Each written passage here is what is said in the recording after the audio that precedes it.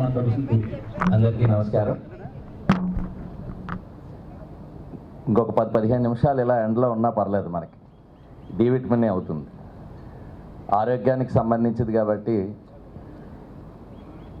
మానసిక ఒత్తిళ్ళకి మనం నిత్యం అన్ని రకాల ఉద్యోగస్తులు కావచ్చు, మాలాంటి రాజకీయ నాయకులు కావచ్చు, వ్యాపారస్తులు కావచ్చు, ప్రతి ఒక్కరికి కూడా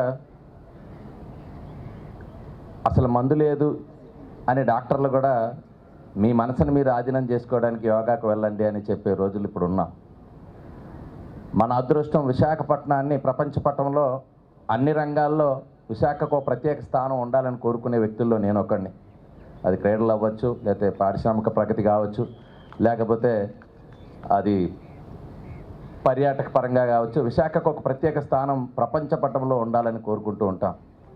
ఈరోజు రేపు జూలై 21న యోగా ద్వారా అది సాధ్యపడుతున్నందుకు ప్రత్యేకంగా దానికి కారకులైన వారందరికీ, జిల్లా యంత్రాంగం కావచ్చు, మా కలెక్టర్ గారి నుంచి నరేంద్ర మోడీ గారు, మన ముఖ్యమంత్రి చంద్రబాబు నాయుడు గారు విశాఖని వేదికగా ఈ యోగా దినోత్సవం జరుపుకోవడం, యోగా ప్రత్యేకతలు కానీ యోగా ప్రాధాన్యత కానీ తెలిసిన వారు అందరూ ఇక్కడ ఉన్నారు, ప్రత్యేకంగా చెప్పదలుచుకోలేదు.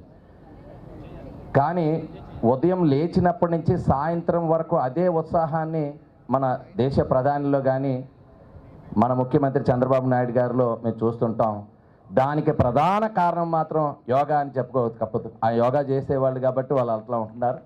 సో ఆ బాటలో నడవాలనేటువంటి ప్రయత్నం, ఎందుకంటే ఎవరైతే ఎగ్జాంపుల్గా రోల్ మోడల్గా ఉంటారో వారే చేస్తే అందరికీ కూడా ఎగ్జాంపులరీగా ఉంటుంది, అందరూ ఆచరించేటువంటి అవకాశం ఉంటుంది. కాబట్టి ఈ యోగా వల్ల ఒక ఆరోగ్యమైనటువంటి, ఒక ఉత్సాహమైనటువంటి ఆంధ్రప్రదేశ్, తద్వారా భారతదేశం, తద్వారా ప్రపంచం ఉండాలని చెప్పి ఆకాంక్షిస్తూ ధన్యవాదాలు.